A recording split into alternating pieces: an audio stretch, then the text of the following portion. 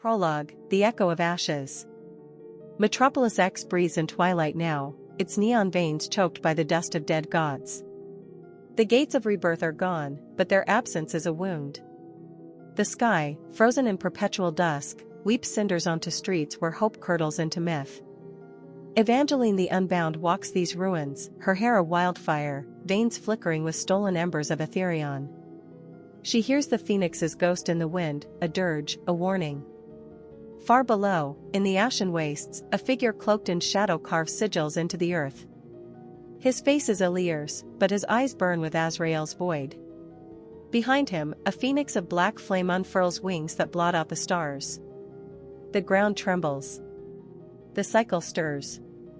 The fallen syndicate, reborn from Kale-Draven's molten ambition, hungers for the obsidian cord, a relic forged from the scream of the shattered gates. Seraphine, her celestial light dimming, whispers to the rain, "He is coming. The one who is both end and beginning." Metropolis X does not know its death is a question. But Azrael, the last shadow between salvation and oblivion, will answer it in fire. Chapter 1, The Ghost in the Neon. Azrael stalks the spire's underbelly, his wings bound beneath a coat stitched from the shrouds of dead saints. The syndicate's gold-masked enforcers patrol the streets, their mechanized hounds sniffing for traces of the obsidian cord. Seraphine waits in the hollow chapel, her glow frayed. "They found a shard of the cord," she says, her voice brittle. "In the iron vaults, where the gods buried their sins." Malachi, the demon whose loyalty is a blade poised to cut, smirks. "The vaults remember Elir's fire. They'll burn for you, angel." As they descend, Azrael feels the weight of Elir's legacy, the scars on the world, the whispers of Etherion's final cry. The vaults pulse with heat, their walls etched with murals of phoenix riders falling from ash-choked skies. But the syndicate is already there. Kale-Draven's heir, Lysandra Voss, stands amid the ruins, her mask gilded with phoenix feathers. "The cord will make us gods," she hisses. "Just as he once was." The battle is swift, brutal. Azrael's void steel claws rend metal and flesh, but Lysandra escapes with the shard. Seraphine collapses, her light dimming. "It's not just the cord they seek," she gasps. "They're resurrecting him." Chapter 2, The Blood of the Veil. Evangeline finds Azrael in the Wraith Quarter. Her fire illuminates the hollows of his face. "Elir's shadow walks," she says, tossing him a charred scroll, a map to the veiled oracle's tomb. "The syndicate wants his blood to wake the cord. You want to stop them? Burn brighter." The tomb, a labyrinth beneath the arena of forgotten kings, thrums with trapped time. Ghosts of riders pace its halls, their voices overlapping. "You cannot outrun entropy. You cannot outrun him."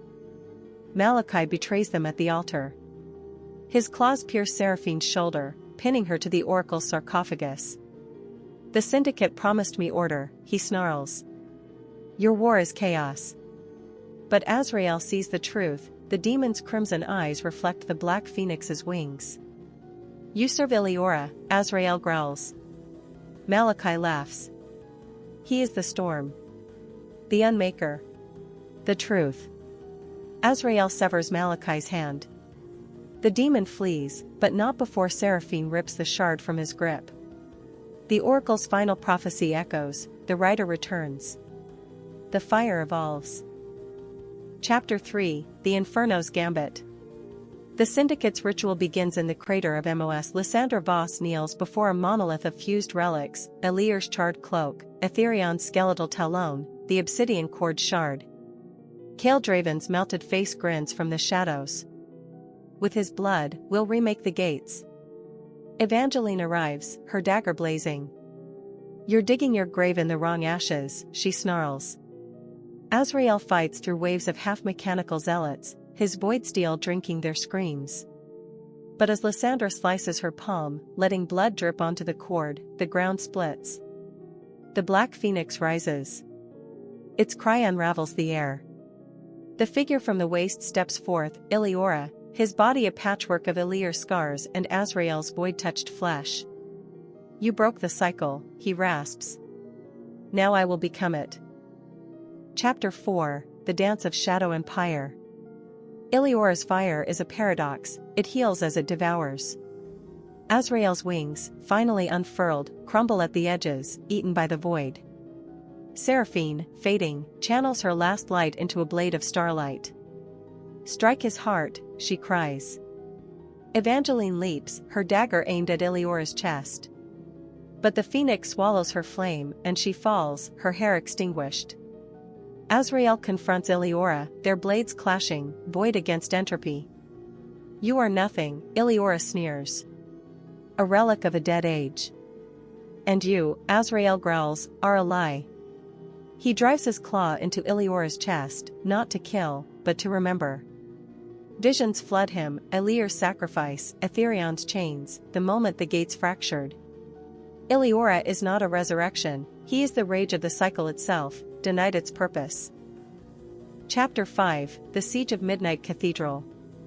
Azrael rallies his army of outcasts, fallen angels, rogue syndicate defectors, and the last of the Wraith Quarter's rebels, beneath the shattered spires of Midnight Cathedral. Their target, Sebastian Thorne, the so-called Steel President of Metropolis X, who has turned the city's heart into a fortress of propaganda and purging flames. But standing between Azrael and Sebastian is Cale Draven, last true Templar of the Argent Order, clad in relic armor and leading 150 silver-masked knights. Their blades gleam with holy fire, a brutal contrast to Azrael's void-steel claws. "You are not judgment, Azrael," Cale thunders. "You are chaos. And you," Azrael snarls, "are a relic praying to dead gods."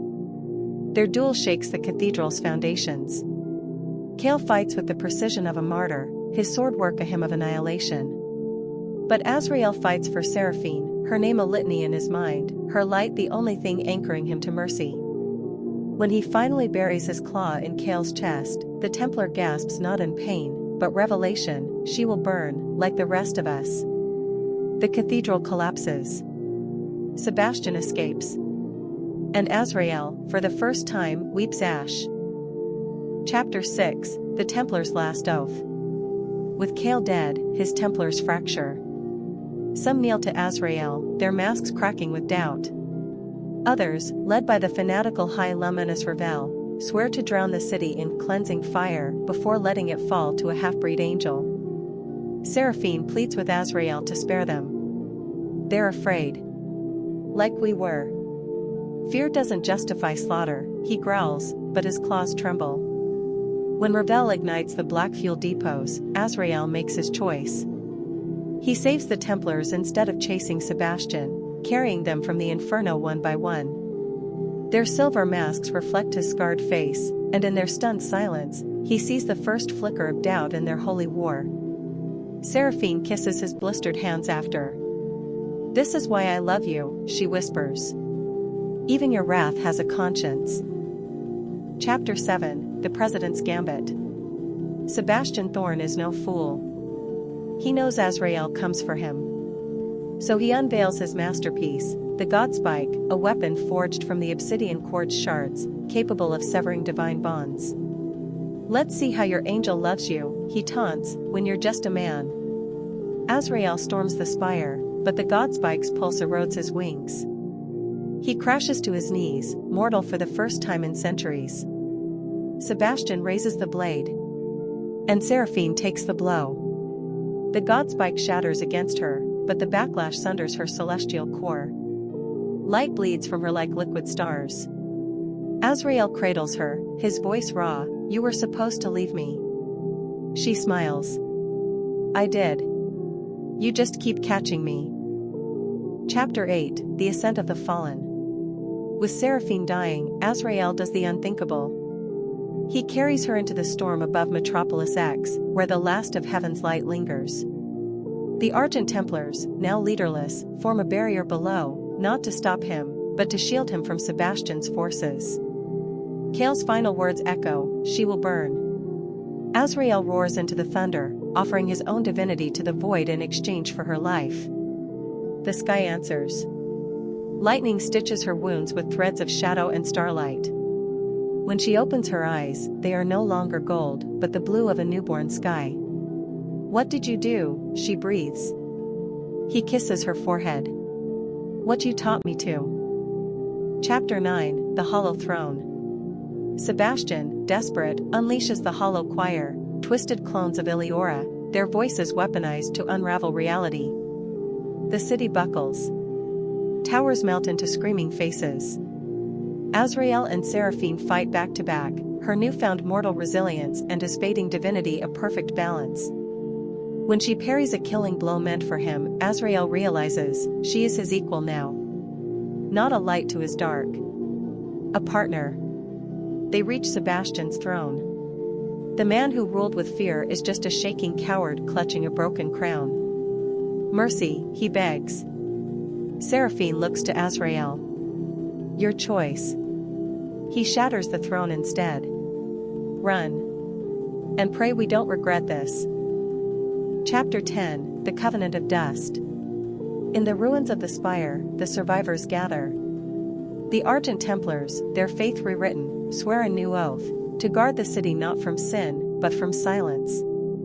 Evangeline emerges from the ashes, her hair now streaked with Azrael's void.